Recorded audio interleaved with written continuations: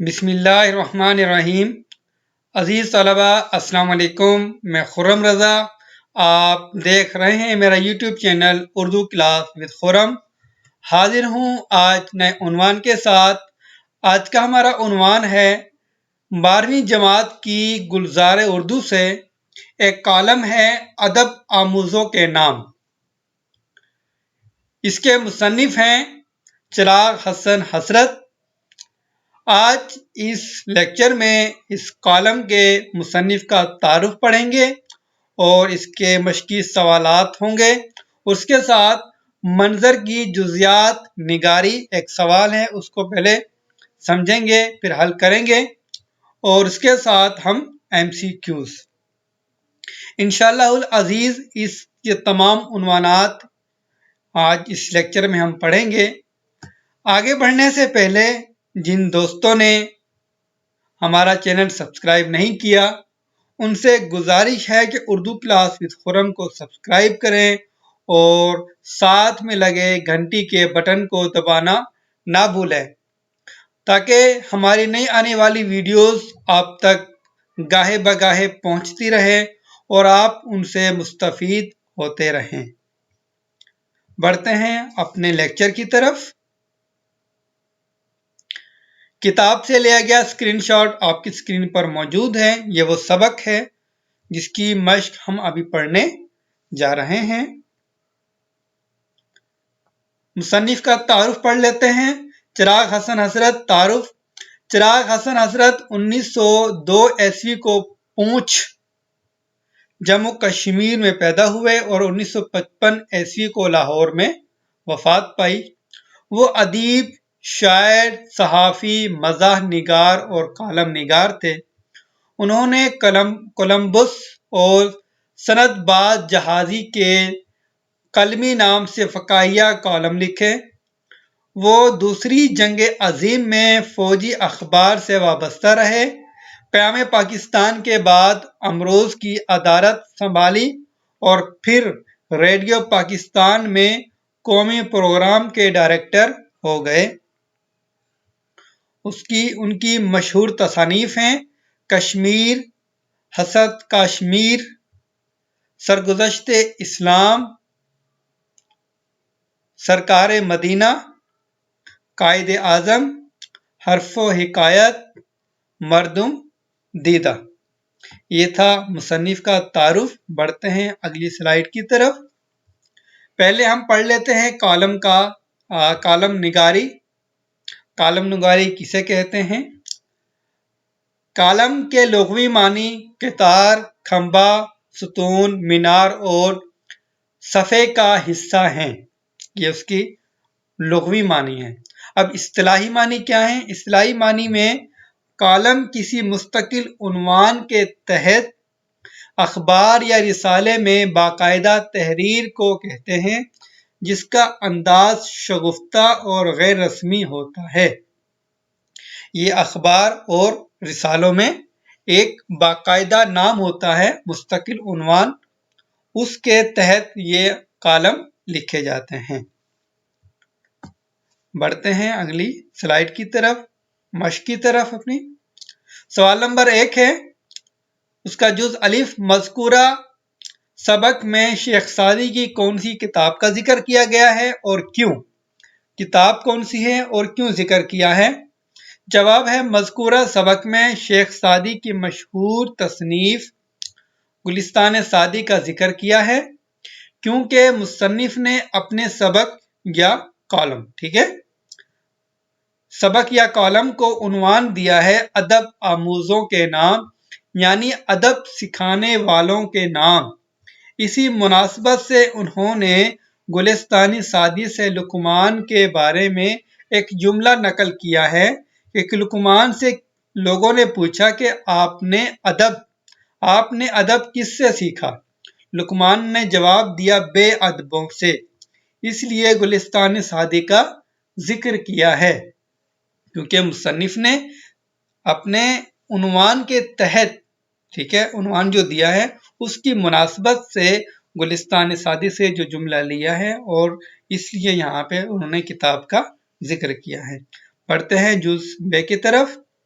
जुज बे है, बे अदबों से अदब कैसे सीखा जा सकता है? जवाब है बे अदबी गोया बेवकूफ़ी का नतीजा होती है। ये बात तो तय है कि बेअदबी हमेशा बेवकूफ़ी का नतीजा होती है। बेअदबों की नुकूल हरकत, आदात व अतवार, गुफ्तो शनीद वगैरह से आमियाने पन का इजहार होता रहता है। ठीक है, उनकी इन कोताहियों से सबक सीख कर खुद को उन बुराइयों और खामियों से बचाते हुए अदब सीखा जा सकता है। ये था जुज बे। बढ़ते हैं अगले जुज की तरफ। जुज जीम है, मुसन्निफ ने नेक नामी से ज्यादा अक्ल व इल्म को जरूरी क्यों करार दिया है? ठीक है, नेक नामी का मतलब होता है कि इंसान शोहरत कमाना।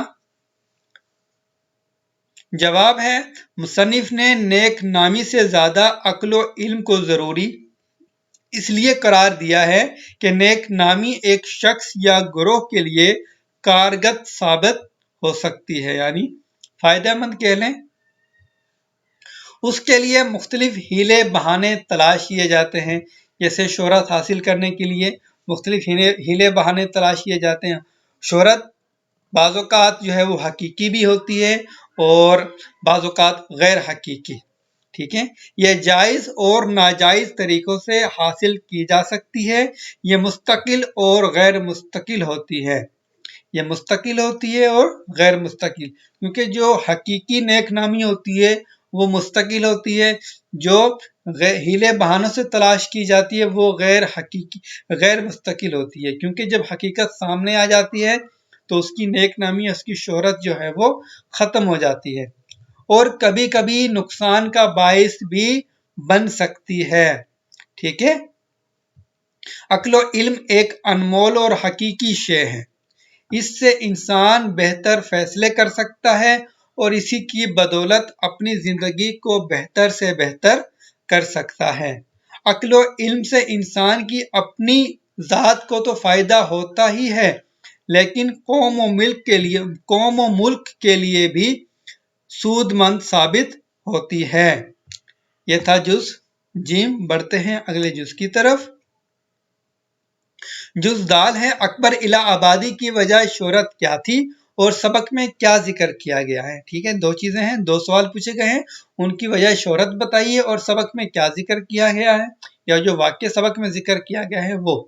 अकबर इला आबादी की वजह शोहरत ज़राफ़त आमीज और तंजिया शायरी थी, यानी वो उनकी जो शायरी थी वो ज़राफ़त आमीज थी, मज़ाहिया शायरी कह लें। ठीक है, और तंजिया शायरी थी, यानी किसी इदारे पर, किसी भी शख्स पर या किसी भी अंजुमन पर वो तंज करते हैं, तंजिया शायरी करते थे। सबक में यह जिक्र किया गया है कि जब अकबर इला आबादी के कलाम की शोहरत हुई तो एक मौलवी साहिब ने अखबारों में छपवा दिया कि मैं अकबर का उस्ताद हूँ और उन्हें इस जमाने से जानता हूँ, उन्हें उस जमाने से जानता हूँ जब वो स्कूल में पढ़ते थे। लोगों ने अकबर से इस सिलसिले में इस्तिफसार किया, यानी पूछा, तो उन्होंने जवाब दिया, मुद्दत हुई एक मौलवी साहब मुझे इल्म सिखाते थे और मैं उन्हें अक्ल सिखाता था। ना मुझे इल्म आया ना उन्हें अक्ल आई, यानी हम दोनों को अपनी कोशिशों में सख्त नाकामी हुई। यानी उन्हें नहायत शगुफ्ता अंदाज में उनको जवाब भी दे दिया और बात जो है वो क्लियर भी कर दी, साफ भी कर दी। ये था जुज दाल। बढ़ते हैं अगले जुज की तरफ। जुज है, अक्ल और इल्म के मुतालिक कोई 5 अकवाल या मुहावरे तहरीर कीजिए। इन दोनों में से कोई भी कर सकते हैं, अक्ल और इल्म के मुतालिक। ठीक है, जवाब है इल्म के मुतालिक 5 अकवाल हैं और अकल के हवाले से भी हैं 5। इल्म एक ऐसा पौधा है जिससे दिल और दिमाग की सरजमीन में लगाने से अकल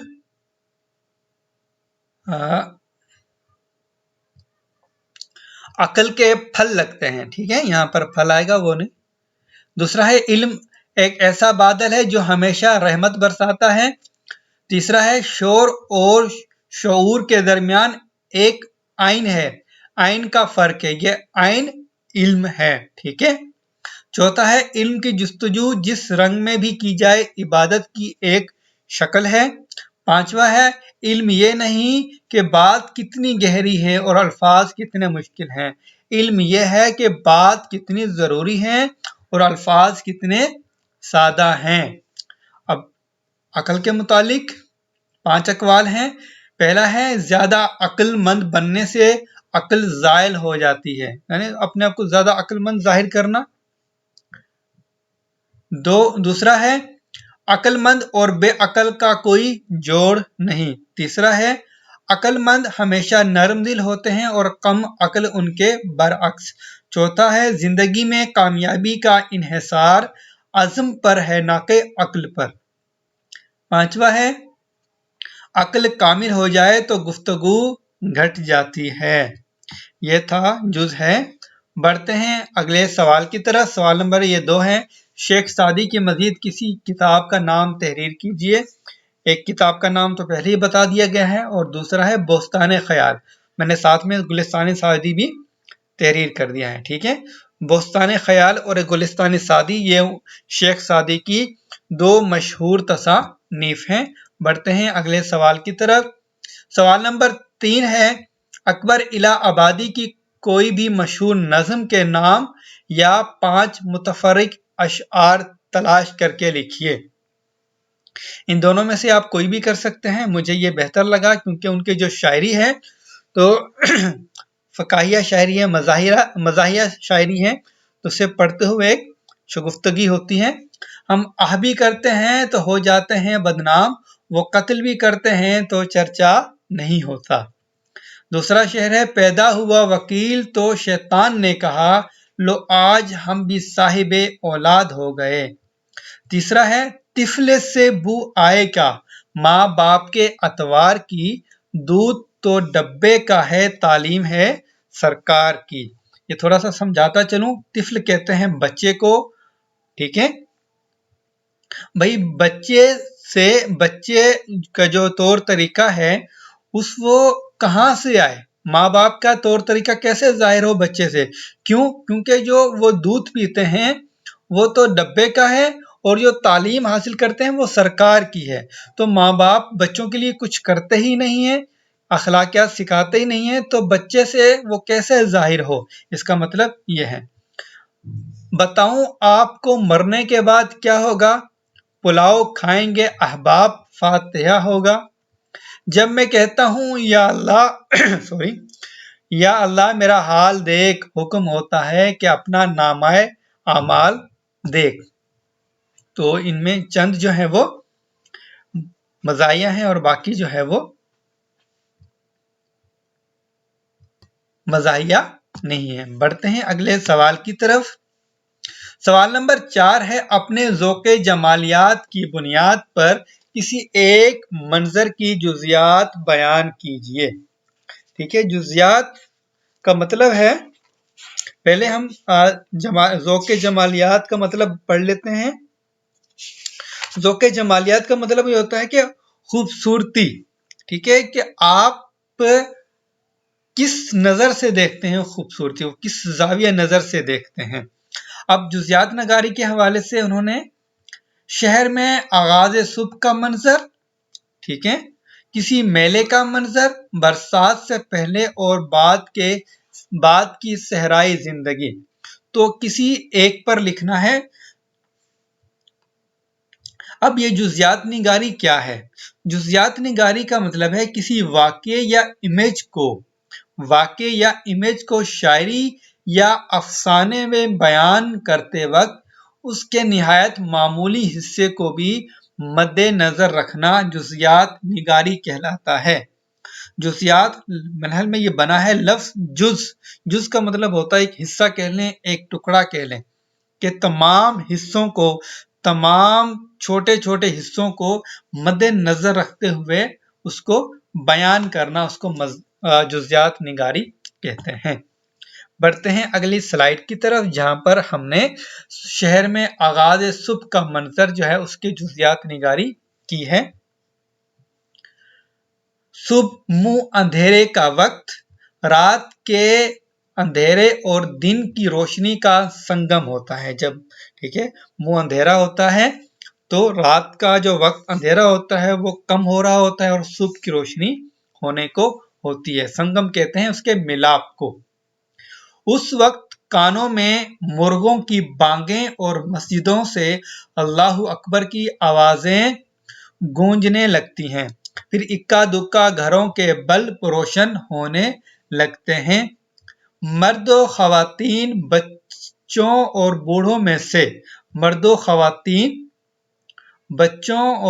بوڑھوں میں سے کچھ آذان کے جواب میں لبیک کہتے ہوئے نماز کی تیاری کرنے لگتے ہیں.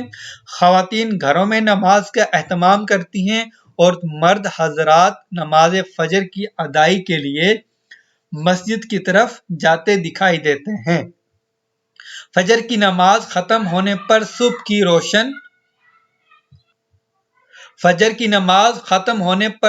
روشنی رات کے اندھیرے کو شام تک الوداع کہہ کر ہر چیز کو اپنے اجالے میں نہلا چکی ہوتی ہے. ٹھیک ہے جیسے فجر کی نماز مکمل ہوتی ہے تو تقریباً روشنی زیادہ ہو جاتی ہے اور اندھیرا چھٹ جاتا ہے. گلیوں میں چلنے والے افراد کی تعداد قدرے زیادہ ہو جاتی ہے کیونکہ چہل قدمی کے لیے پارکوں یا کھیل کے میدانوں کا رخ کرتے ہیں. کون کرتے ہیں؟ افراد. ٹھیک ہے. کچھ دیر بعد جب سورج کی کرنیں زیادہ زمین پر پڑنے لگتی ہیں تو افراد اور زیادہ نظر آتے ہیں.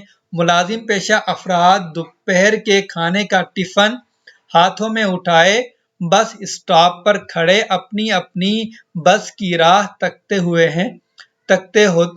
تکتے ہوتے ہیں اور اپنی موٹر بائک پر جانے والے ٹھیک ہے جو بسوں پر جاتے ہیں ان کی بات ہو رہی ہے یا جو اپنی بائکس پر جاتے ہیں. آپ نے دیکھا ہوگا کہ شہروں میں تو کمپنی پہنچنا ہوتا ہے تو وہ جلد ہی جو ہے وہ اپنے گھروں سے نکل جاتے ہیں. اس چیز کو بیان کیا گیا ہے مد نظر رکھتے ہوئے. اپنی موٹر بائک پر جانے والے ہیلمٹ پہنے پیچھے بیگ لٹکائے تیز رفتاری سے ڈیوٹی پر جاتے دکھائی دیتے ہیں. پھر ان افراد کی گاڑیوں اور موٹر بائکوں کا شور کانوں میں پڑتا ہے جو اسکول کالج اور دفاتر یا اپنے بچوں کو اسکول اور کالجوں میں چھوڑنا ہوتا ہے. ذرا ہی دیر میں شاہراہوں پر افراتفری کا سما ہوتا ہے اور یوں آب و تاب کے ساتھ ایک نئے دن کا آغاز ہو جاتا ہے. یہ جو ہے وہ منظر نگاری کیا کہتے ہیں جزیات نگاری کی گئی ہے شہر میں صبح کے. یہاں پر یہ سوال ختم ہوتا ہے. بڑھتے ہیں اگلے سوال کی طرف. لیکچر لمبا ہو رہا ہے. سوال نمبر 5 درست جواب پر نشان لگائیے. مولوی صاحب نے اخباروں میں چھپوا دیا کیا جی؟ اشتہار عقل بڑی ہے کہ بھینس. یہ تو پتا ہے سب کو. مولانا امام اکبر آبادی تھے شاعر. میرے خیال میں یہاں پر امام اکبر آبادی کا ذکر کیا گیا ہے پتہ نہیں کس مناسبت سے. جہاں تک میں سمجھتا ہوں مولانا الہ اکبر آبادی کا ہونا چاہیے تھا کیونکہ سبق میں جو ذکر ہے انہی کا ہے الہ اکبر آبادی. یہ ایم سی کیوز جو ہوتے ہیں وہ زیادہ تر سبق سے متعلق ہی ہوتے ہیں. امام اکبر آبادی کا جو ذکر کیا گیا ہے وہ شاید غلطی سے ہو گیا ہوگا. ٹائپنگ کے دوران غلطی کوئی ہوئی ہوگی. دکاندار نے بستر دکھاتے ہوئے لفظ شعریت استعمال کرنے کی وجہ تھی مدتوں شعر کی اصلاح سے مشکل الفاظ کی عادت. 5واں ہے ضرب المثل یک من علم را دامن عقل بائد کا مطلب ہے کہ علم حاصل کرنے کے لیے عقل چاہیے. ٹھیک ہے علم حاصل کرنے کے لیے عقل چاہیے. آج کا ہمارا لیکچر یہاں پر ختم ہوتا ہے. امید ہے کہ آپ کو ہماری یہ ویڈیو پسند آئے گی. تو آپ سے گزارش ہے کہ آپ کو ہماری یہ ویڈیو پسند آئے لائک کیجئے گا شیئر کیجئے گا اور اپنی قیمتی آراء ہم تک ضرور پہنچائیے گا. بہت شکریہ.